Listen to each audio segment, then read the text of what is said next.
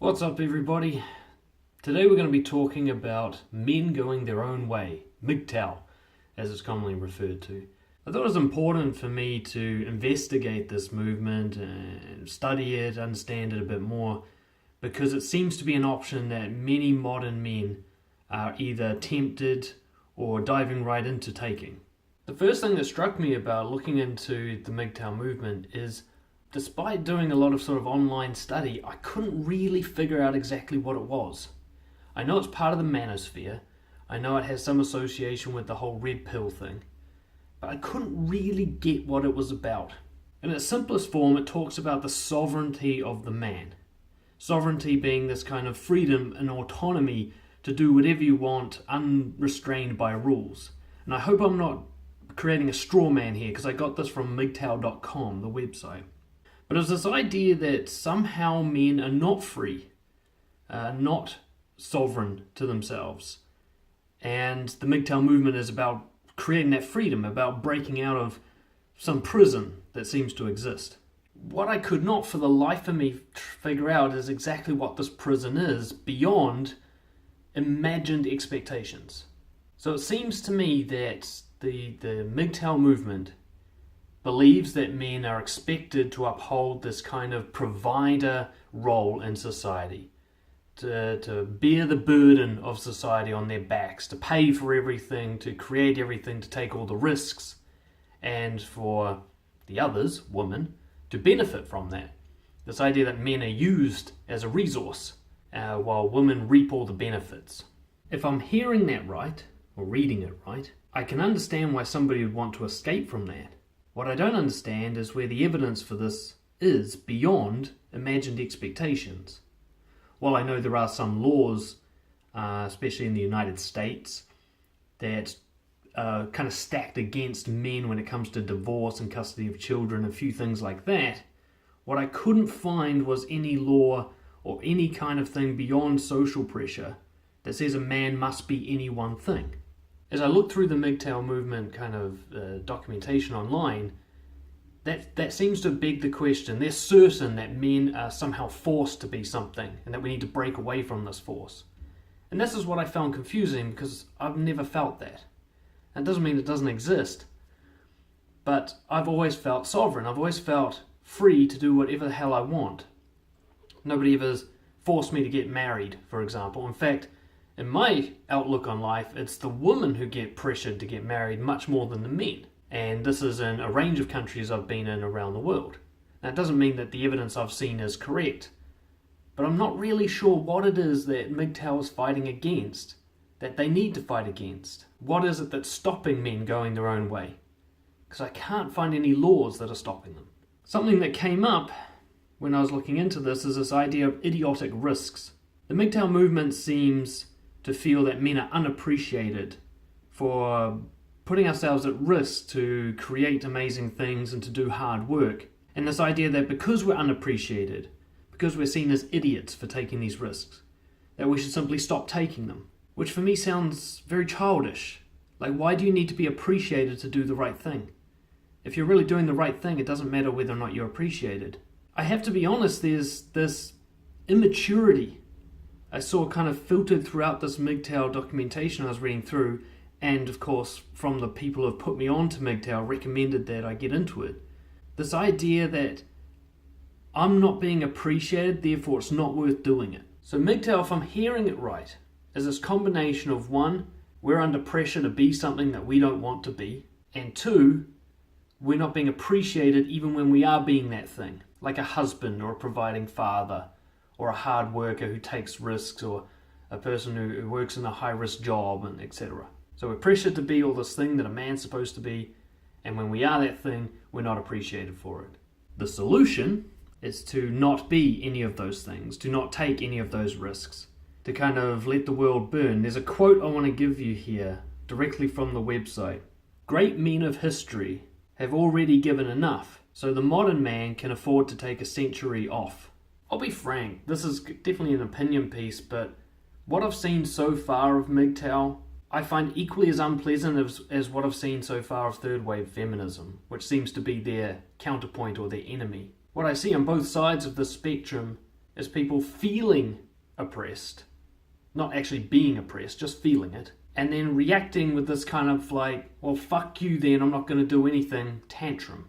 Again, I've really got to emphasize, I probably don't know enough about this yet to comment with great accuracy on it, but I have done a huge amount of study on red pill and the manosphere under which MGTOW exists. But I would have thought, after reading for half an hour through MGTOW.com, the main website this seems to all be kind of located around, that I'd be able to make sense of this beyond the idea that some people are bitter and resentful and want to react with a kind of flounce, a running away, I'm going to go off on my own then type approach, rather than a, well, let's try to make this work for us type approach. One thing I'm not really certain of is whether or not MGTOW men are promoting asexuality. They definitely seem to be anti-marriage and children, at least in the traditional sense legally, but they also seem to be anti-women and anti-relationships with women. There was a list of people they provided, all of whom are either asexual men and that they do not have any connection with women, or they are men who do not commit or maintain any loyalty or monogamy with a single woman. There seems to be a worship of men who have freed themselves from any committed connection to women and family. I know many men who have been divorced and who have been taken to town in the courts. You know, they've lost half their money or more than half. They've lost custody of the children. I get why there's resentment and bitterness there. Yet at the same time, each and every one of those men made poor decisions that led to that situation. They chose their woman poorly. It doesn't mean all women would do that to them, but they chose the ones who would. They created relationships based on neediness and insecurity rather than love and connection. They basically dug their own grave. Now, while on one hand, absolutely the law does seem to be stacked in the favor of women when it comes to divorce and custody in the United States and in some other countries, but not most. But on the other hand, this is easily avoidable if you don't make stupid decisions based on neediness and fear when you're dating. I think the thing that stands out to me most when I looked into MGTOW, the lack of responsibility being disguised as responsibility. This idea, well, we'll just go off and do our own thing as a mask for we don't want to do anything and this is not our fault. Look, if you don't want to have women in your life, that's fine. But you've always had that choice. There's no need for a movement here. You can be asexual if you want. You can stay single forever if you want. It's very unlikely, even culturally, that you'll be pressured to get married. I'm not saying it doesn't happen. I'm just saying there's nobody forcing you. So what exactly are you fighting against? Why do you need to join a group to take responsibility for your life? That's the bit I don't quite get. Now, if it was like legal oppression, like every man must be married by the time he's 40, or every man must join the army, or every man must just give his money to society, or every man must do high-risk jobs. If that was enforced, then this totally makes sense. But it's not. You can do whatever the fuck you want. And you always have been. I mean, ironically, that's feminism's main argument, is men have more freedom than women. I don't believe that's true anymore in most Western countries, but certainly in other countries around the world, it's still the case. But this sovereignty idea, when did you not have it? I don't get it. I want to understand, but I don't yet. Put it this way, you can get married and have children without being at some high risk. I'll be frank. When I researched the Red Pill movement, and I was digging through all the forums and the blogs and the websites, this theme started to emerge. And it was actually the character of the people in the group, particularly their personal histories. Now, I don't want to commit an ad hominem fallacy here. I don't want to attack people's argument based on who they are. But I couldn't help but notice that the majority of the group have had very nasty experiences in their romantic relationships with women in the past. And they kind of springboard off this and use it as an example that they say is evidence of how all women are. And then they make huge life decisions based on this evidence. So I see a similar thing happening with MGTOW. This idea there's a few guys who got fucked over with divorces, or a few guys who've been pressured into doing shitty things. and then they've gone, well, this is society and this is women and we have to fight against it.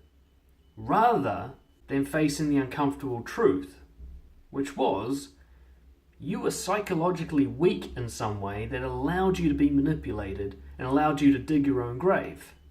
We all have that problem. It's kind of the battle we have to overcome in life. You don't win a battle by running away. To the guys of men going their own way, first and foremost, help me understand you better. If I've misrepresented what it is that you're doing, or if I clearly don't understand what's going on, please, that's what the comments below are for. Let me know. I want to be educated on this thing because it baffles me.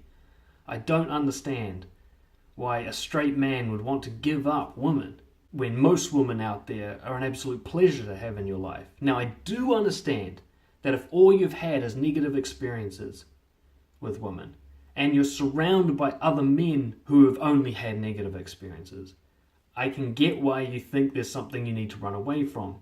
But it's like someone being raised in a war-torn country. They think all there is war. But it's just because of where they are. And because of who they are. As somebody who's studied psychology for over a decade now. If you're having consistently unpleasant experiences in your romance or your romantic or love life, that's about you, not about the people you're engaging with. You want to go your own way, break the rules of society, do your own thing? It's fine. There's literally no one stopping you from doing that.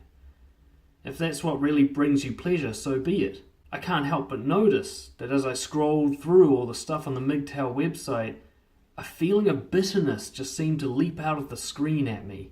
This wasn't a movement based on joy of life. This wasn't a movement of like, this is how we live, this feels good.